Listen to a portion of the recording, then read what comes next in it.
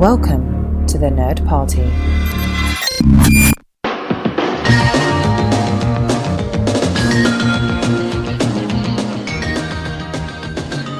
Welcome to Great Shot Kid, the show on the Nerd Party Network that examines the influences and different creative pathways of Star Wars creators. I'm one of your hosts, John. And I'm Mike.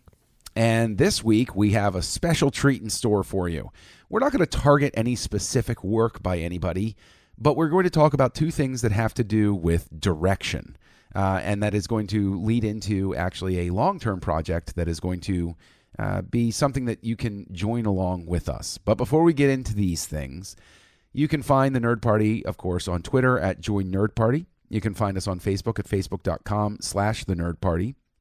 And we're also the Nerd Party on Instagram. Use the hashtag GreatShotKid. Let us know that you're watching and thinking about the show. We're happy to interact with you. And if you want to interact more directly, you can go to thenerdparty.com/contact, look up Great Shot Kid, and drop us a line. So all of that said, Mike, it seems that the question of who's directing a Star Wars movie is never a settled debate. And this is an interesting thing because we've actually covered the works of some Star Wars directors who later didn't become Star Wars directors anymore. Just or once lost, or twice, yeah. 3 times, or 4 times. 4 times. You know, I made this joke elsewhere. The thrill's gone now. Now when they release, the director and we have parted ways. I just, okay. You kind of expect it at this point. It's, he just got the, seriously, we just talked about Stephen Daldry. And in the back of my mind is, well, we'll see. We'll see if he makes it. Like he isn't even signed yet, Right. They're just having discussions at this point. But of course, what everybody has been talking about is Colin Trevorrow, however you pronounce his last name. He's out as the Star Wars Episode 9 director. I guess the first canary in the coal mine was when they talked about how they were going back to the drawing board and rewriting the script. So what's your reaction, Mike?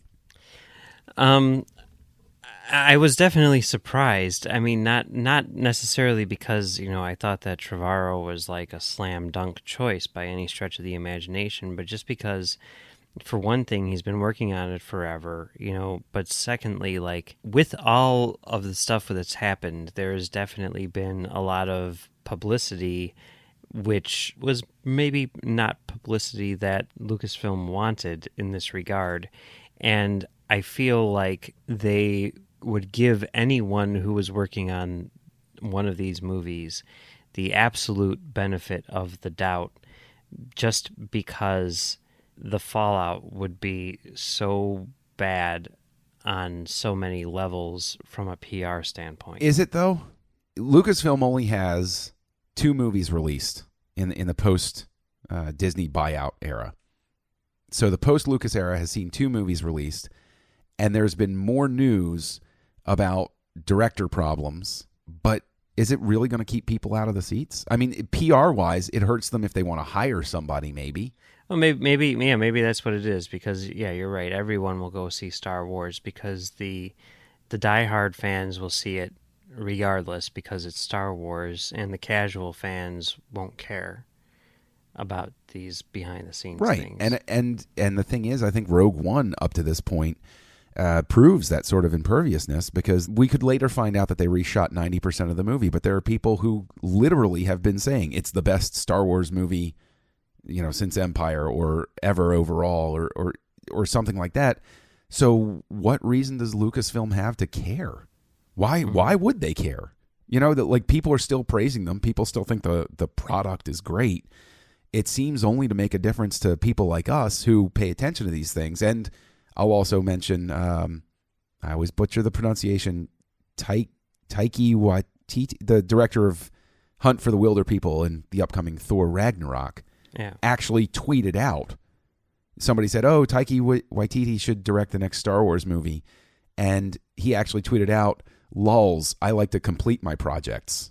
Mm-hmm. He is proactively gone out and told Lucasfilm not to bother calling him, basically. Yeah. There's a lot of people, like, of course, every person who sort of like falls into that category's name has been mentioned at one point someone was like, they should get Jordan Vogt Roberts, the guy who did Kong Skull Island. And he's like, I'm going to point you to this article right here. And there's like some interview where he's like, it says like, I don't care if you offered me a new Star Wars movie. I would rather do Metal Gear Solid, which is the movie he's working on. So he's like, I don't want it. There's a lot of people who are like, I don't want to do this. Will they ever make a movie with Brad Bird now, since him and Colin Trevorrow were besties? I'm guessing probably not. Well, just to call back to a story you've shared here on the show, like he's the one that first put Trevorrow's name in the hat all the way back for episode 7 to act as like a proxy for him because they have, similar sensibilities. And then he later backed up and said, oh, that's insane. That wouldn't work anyway. And so, yeah, I mean, I think this automatically locks Brad Bird out. You would think. I mean, I don't know. I mean, who knows how Hollywood works and how relationships are and all that stuff. But yeah, it's going to be tough for them to get, people to commit now, because they're not going to want to go through the potential embarrassment, or the potential waste of time, even if it is, I mean, certainly there are going to be people who are going to say like, look, it's Star Wars. I need to take a chance because it's Star Wars, right? And there are going to be other, I think, more established veterans who are like, I've done this a million times before. I know exactly what I'm doing, and I can handle this, and, whatever.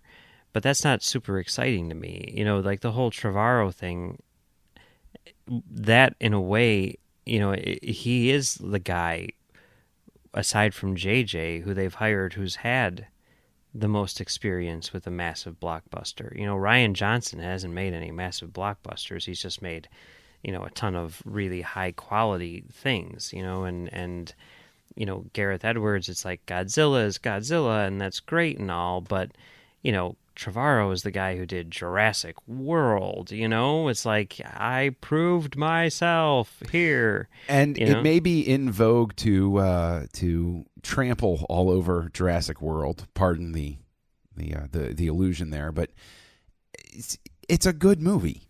It does what it sets out to do. It's self-aware. It has a good time with it, and it even has Poe Dameron in it. So you would have had an actor that has worked with the director before, one of your three primaries. And it's just, I don't know, man. Yeah, I don't know. Like, as far as, like, Trevorrow leaving, like, there's a lot of people now who are like, good, I was worried about him.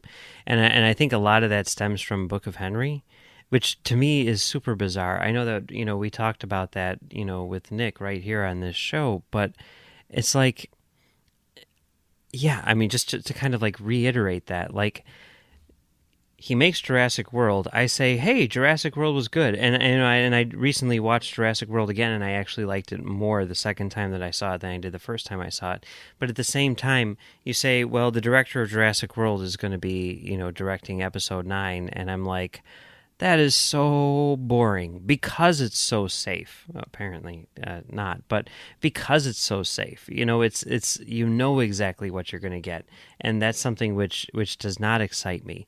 But then he makes Book of Henry, which everyone talks about being incredibly terrible, and it's not incredibly terrible. It's just bad, but it's bad in the weirdest way imaginable, and that, to me, made me much more excited about the prospects of Episode 9, because it showed me that this guy was capable of doing something outside of the box and bringing something very unique and crazy to the table. And now that, the idea that that is something which is sort of like a red flag for people doesn't make any sense to me at all. Like, no, it doesn't make any sense. And I will actually point to, safety not guaranteed. I want him on the smaller scale stuff to try stuff. Okay, it works with safety not guaranteed. I haven't seen Book of Henry yet, but I did listen to you and Nick talk about it. You go over to Book of Henry. Oh, he tried these things and it didn't work. Good. He tried them here. He learned his lesson. You've seen, okay, he's got these two good movies here, and then he tried something, and he finds out that the experiment didn't quite work. So he's not going to carry that forward. He's going to say, that didn't really work for everybody. So I know not to pursue these sorts of paths in this film. And I think that people lose sight of the fact that filmmaking can be an experiment sometimes. You're trying something different. Otherwise, you just get somebody who just makes the same thing over and over again. You know, it's really weird because I was thinking about this when Book of Henry came out, and there was all this talk of like, will Book of Henry cost Trevorrow episode 9? And I was like, Josh Trank, he makes Chronicle. People love it. He makes Fantastic Four. People hate it. He's off of Boba Fett, right? And I that one seems really weird to me because to me, like, the whole reason why he got Boba Fett, from what people are saying, is because of his relationship with Simon Kinberg that he developed on Fantastic Four. So, like, what was Kinberg like, oh, this guy's really good, you should totally get him. And then when the movie came out, he was like, oh, no, he wasn't good. Or did something happen in between? I mean, it just seems bizarre that he was, like, hired on a personal relationship and then fired because of that experience, like the same experience that he was, you know. And obviously, who knows what happened there. But, you know, that happened. And then Book of Henry comes out and, you know, obviously, you know, bombs bad, and like from a creative standpoint as well. And I was thinking, like, this is, you know, you see this all the time. You see this with Nolan. You see this with everyone. This idea of, like, I made a big movie. Now, because of that big movie, I got a job making another big movie. But before I do that, I want to do something small and personal. And that's what Book of Henry was. It was a small personal movie which he squeezed in between his two massive blockbusters. And yet, I'm like, boy, it's kind of dangerous making like a small movie like that, because if it does bomb, is that grounds for termination off of your massive thing? Like, if he were, and obviously who knows how the whole schedule thing works out either, but if he were, you know, wanting to be much safer about this, you know, now, I mean, and maybe you'll see this with other filmmakers, like, he should have done Book of Henry after episode 9, you know what I mean? Because it's like, actually, like, doing work could cost you your job. But the other thing about that, which I want your thoughts on this, you know, like, obviously Trevorrow had been working on a story and everything for episode 9 prior to the death of Carrie Fisher, and everyone seemed to be very happy with what was happening. Is it possible that, regardless of any of the Book of Henry stuff, and, you know, maybe the reason why this thing needs to be rewritten is because, you know, he's said flat out, like, episode 9 was going to be Leia's story, like, right? I mean, the first one was Han, the second one was Luke, the third one was going to be Leia. Like, the way that they talk about that, it sounds like they basically needed to start from scratch with episode 9. Is it possible that whatever he said that got him the job on episode 9, whatever story that he had, was really, really great, but then basically unusable after Carrie Fisher passed away, and now you're scrambling, you're hiring someone to basically start over and do something completely different, which is not what you hired them for in the first place. And maybe if, let's say, you know, at the start, you're like, you can't use Leia, what's your idea? If he would have come up with something and they would have been like, yeah, no, we're going to go somewhere else. Like, I'm wondering how much of that plays into it. I think that's a valid take. I do, because I do remember him saying that, and I think that's completely valid. Maybe that is one of the things. Maybe this one really is mutual. Maybe they hit an impasse, and Trevorrow was the first one to say, I don't think I can do this anymore. I don't think this is going to work. Who knows if it was actually Disney who did this? Maybe Trevorrow is the one that walked away. I mean, it would be hard to imagine, but at the same time, it's entirely possible. And so, you know, I think that's a valid theory. But I think that the PR problem comes into play, where no matter what, everybody's going to give Disney and Lucasfilm the hairy eyeball and say, no, we saw what you did before. We don't believe that this is the actual story. Because they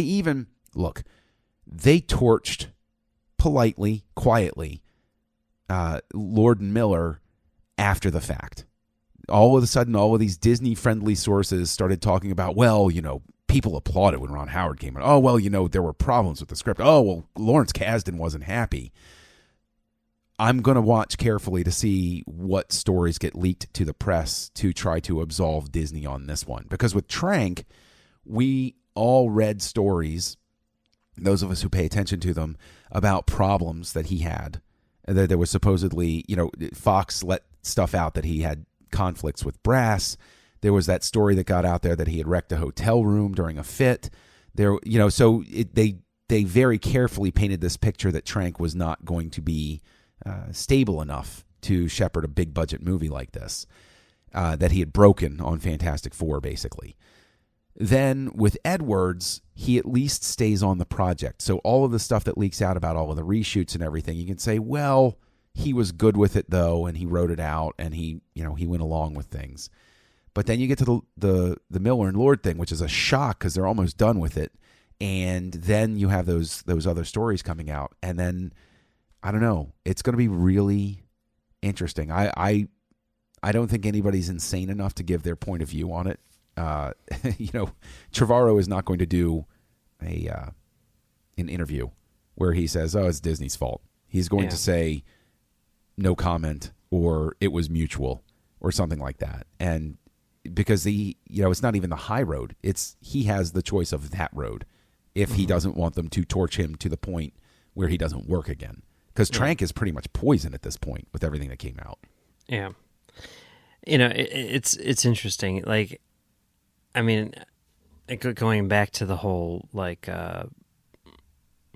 maybe it was that they were happy with his original script, but he couldn't adapt, to the changing situation or whatever, and that was the reason for it. I mean, I just wonder, because there's got to be a finished script or something close to it for a version of this movie with Princess Leia. I know that we'll probably never, ever see it, right? But I would love to read that screenplay and wonder if maybe, in a similar way to sort of like the stories that Kurtz has told about the original idea for Jedi, is this some sort of great lost Star Wars movie which we'll never see? And you know what I mean?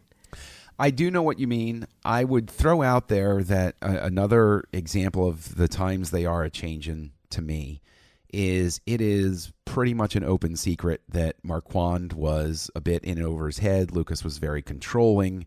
Marquand no longer really felt in control of the picture. But at no point did Lucas fire Marquand. At no point did Lucas disparage him. At no point did Lucas say, well, he just couldn't handle it. To this day, Lucas has never said anything negative about the directors. And people have asked, they did ask Kirshner point blank because, supposedly Lucas was very nervous because, the funding almost got pulled. But Kirshner said that all Lucas ever said to him was, looks great. Because that's Lucas's way of doing things, is he keeps it medium and that's great. And Kirshner said he never came at him. He never showed up on set and yelled at him. He never tried to steer anything. And Marquand, according to the Rinsler book that came out, The Making of Return of the Jedi, delivered a cut that the only person that goes on record as saying, wow, we weren't quite sure what to do with this, was Kazanjian, who said there were editorial missteps about things. So what does Lucas do? Lucas comes in and he fixes it. And he says to his editorial team, this is what we're going to do. He says to his effects team, we need these pickup shots. Go in and make these pickup shots, and we'll re-edit some stuff and we'll get things in order. It's just the starkest possible comparison between when Lucas was running the company and when the Disney machine is running the company. Yeah. I mean, it's interesting, I've seen some people talking about this too, and it's true. It's Star Wars has never been, sort of like a director-driven franchise. It's always been kind of like a TV show where you have a showrunner. In the case of the first 6 movies, it's Lucas, and then he hires directors or whatever from the outside in order to basically do the job which he tells them to do. And that's changed a bit, now that he's gone, because you've got Kennedy, but she's not like a master storyteller like Lucas is, who has this vision. She's much more of like a studio head in the, classical sense, who is very good at finding talent and nurturing them in order to create a good product. But it still is very much a product, and it still is very much done by committee, instead of being, auteur driven, which is why I always find it very strange with all of these things where it's like we're hiring writer directors. Rian Johnson is writing and directing episode 8. Colin Trevorrow is writing and directing episode 9.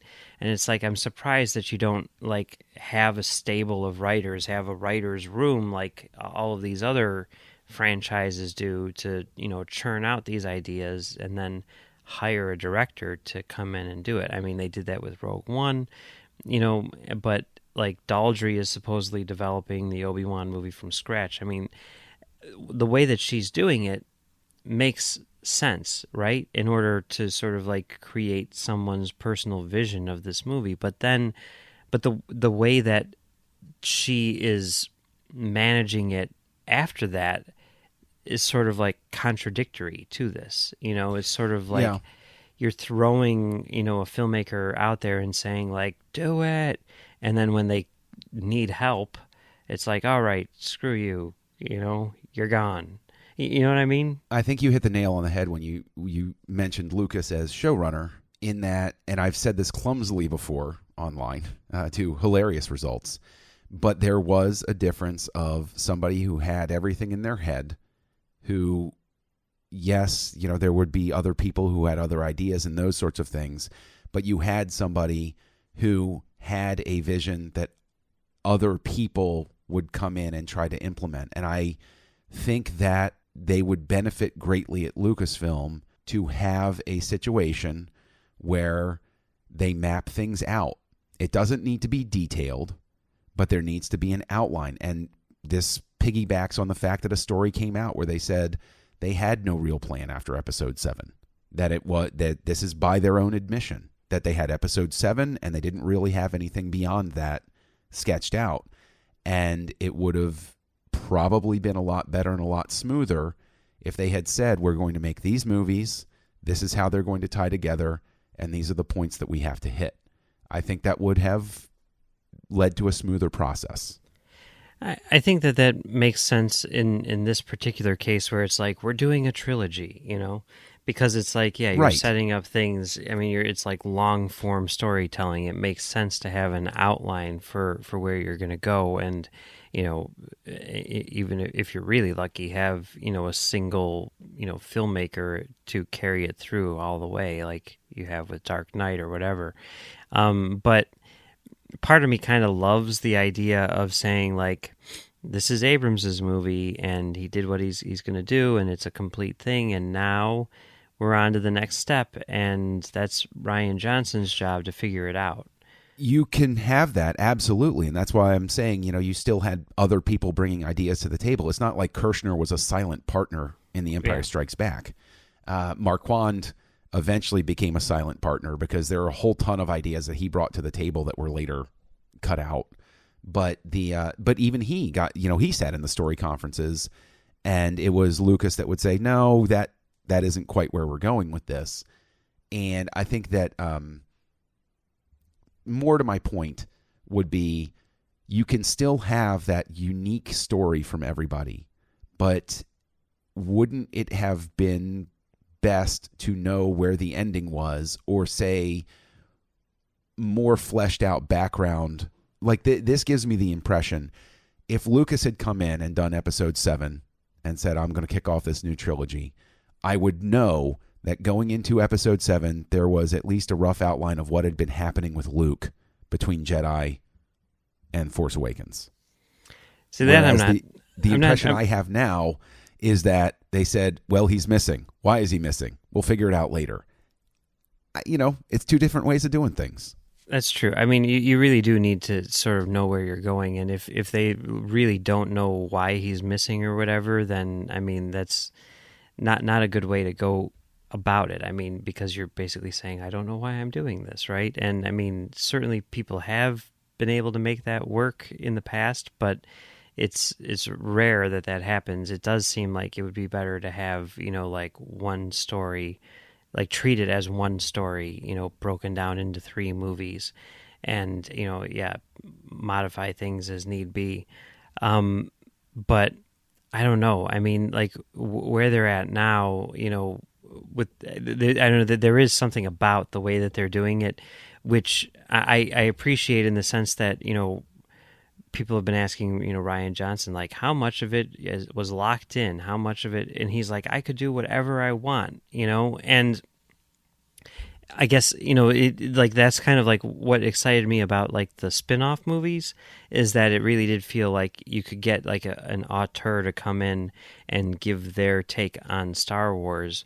Whereas here, it's almost like, well, we're getting that more in the trilogy movies than we are in those, and that's kind of. I mean, I love the idea that we're going to get to see a movie which is 100% Rian Johnson. You know what I mean? That's awesome. Maybe we're going to get to see 2 movies which are 100% Rian Johnson. The way things are going. Again, I still think that you can have a 100% Rian Johnson movie, but still have things where I think where the problem comes in is the fact that they say, make whatever movie you want. The person makes whatever movie they want, and they say, no. It's like that old joke about dysfunctional relationships. I love you, you're perfect, now change. Yeah. Well, you're already married. You can't expect that Gareth Edwards is suddenly going to become Tony Gilroy.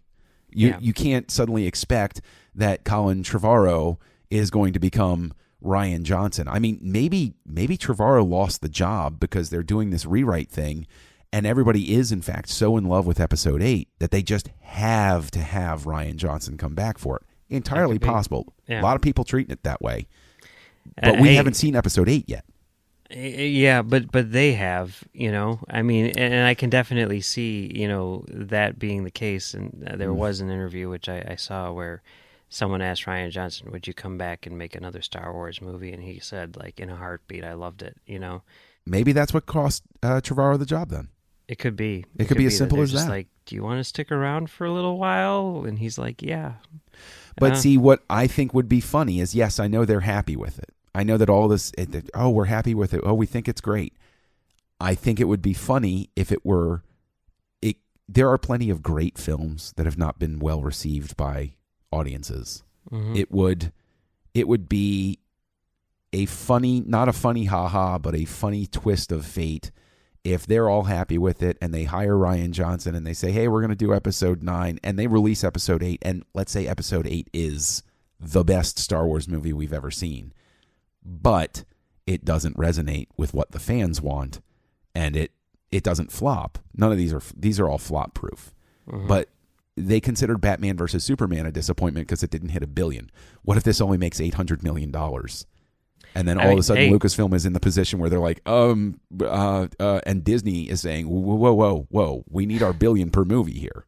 That is like literally what just happened with Batman versus Superman. Yeah. I mean, they hired Zack Snyder to do Justice League. I mean, do you think that if it had been segmented like that, do you think they would have brought Zack Snyder back to do Justice League after the performance of Batman versus Superman? No. No, I don't. I don't. Think so I really don't, because it underperformed expectations. It's the same reason that Singer didn't get the next Superman movie after Superman Returns, which I actually think is the second best Superman movie ever made, and he doesn't get it because it underperformed expectations. And you look, and Tron Legacy, you and I have both said Tron Legacy is a masterpiece, and I think Oblivion is great, but it's almost like Kaczynski is poison. And it because they didn't do what the studio wanted them to do. So no, I don't think Snyder would have come back for Justice League, and I think that they run that risk with Rian Johnson. That there will be people that see Episode 8 and think it's wonderful, but will enough people think it's wonderful? Yeah, it'll be interesting to see. I'm very, very curious, but I don't know. As far as this whole thing is concerned, I can't say that I'm sad to see Trevorrow go, because I didn't really think he was a very good choice to begin with. but I do think it's disappointing that they can't keep someone around. I want to see someone's singular vision and not just filmmaking by committee. Let's put it this way. To go back to the relationship thing, I am related to somebody distantly who, when they got divorced the first time, okay, this happens sometimes. When they got divorced the second time, well, okay, maybe you just made a couple of bad choices. By the time they got to their fifth marriage, I would be one of those people saying, there's a constant factor in these relationships. Perhaps it's time for some soul searching. Let's find out about us. You know, like, I don't know. That's me. That's my take on it. Yeah. I don't know. It's an interesting situation. And yeah, I mean, as long as these movies continue to be successful, I don't think that there's any desire to get rid of Kathleen Kennedy from this role. Oh, no. I'd never say get rid of Kathleen Kennedy. I think that this is just something that is... This would be a difficult situation for anybody to control, and maybe the whole reason it's not a dumpster fire is because she's at the head of that could be. Lucasfilm. I mean, like, you've got to look at like what her job really is, you know, which is to like basically make a product. And there's no doubt that she's been doing a good job at that. You know, I mean, I've loved both things which she's put out. I'm liking everything that I see, you know, going forward or whatever. But like, I don't know. There's a part of me which is really just like, I'm willing to take the occasional crap movie in order to, you know, have there be a potential for like a masterpiece out there somewhere. Sure. Whereas right now everything is just like, that's good. That's good. That's good. You know, and it's like, okay, let's try to move on to great now, you know? Totally on board with you. And this has been a very stimulating discussion. And it'll be interesting because I want it to be a different director than Rian Johnson, just because I want to cover another filmmaker's work, as we love to do. But I will say that as exciting as this has been, what I want to do is I want to introduce to the audience something that we're going to do, inspired by another show here on the Nerd Party called Owl Post, which is going through the Harry Potter books one chapter at a time. We are going to go through a lost alternate history version of the sequel to Star Wars, Splinter of the Mind's Eye, written in 1978, well, published in 1978, written by Alan Dean Foster. And this is a book which was written that was from a concept for a low-budget sequel to Star Wars if the movie didn't do particularly well. So it speaks a lot to the direction of the franchise. Lucas still had input, and a lot of the things that Foster was able to bring back in were from the original script treatments that he got to see for his ghostwriting of the Star Wars novelization. So what Mike and I are going to do, I've read Splinter of the Mind's Eye twice in my life. I read it with my dad when I was a kid, and I read it later. Mike, you have not read Splinter of the Mind's Eye, correct? I read the comic book adaptation, which was altered to fit into continuity after the fact. Yes, it was very much altered to fit into continuity. But we're going to go ahead. We're going to get our copies of Splinter of the Mind's Eye by Alan Dean Foster. And every week, as part of the show, we are going to cover one chapter at a time and talk about the different direction that we see, or what similar elements we saw that made it into the films, even though this is the alternate sequel to Star Wars. So we invite everybody, if you have your copy, dust your copy off of the bookshelf. If you don't have a copy, you can go ahead and get a reasonably priced one, I'm sure, on any digital service, or get a hard copy delivered to you via Amazon or your online service of choice, whatever. Although, hey, Amazon, sponsor us. And, go ahead and join us in that journey, and that'll be starting next week. So in the interim, though, Mike, if people want to reach you, where can they find you? Well, you can find me on Twitter at Mumbles3K, and you can also find me on my website, commentarytrackstars.com, where I do a show called Commentary Trackstars. And you can find me on Trek.fm doing a show called The Edge. and another show called Stage 9 with you. That's right. You do Stage 9 with me, and that's over on Trek FM. And then you can come back here to the Nerd Party. You can listen to me on Aggressive Negotiations with Matthew Rushing, and you can find me co-hosting Words with Nerds with my pal Craig. If you want to drop a line to me, just look online, and you will find me as Kessel Junkie. So until then, we will talk to you next week when we will start with our examination of Splinter of the Mind's Eye and give a little bit of a history of the writing of the book. Join the revolution. Join the Nerd Party.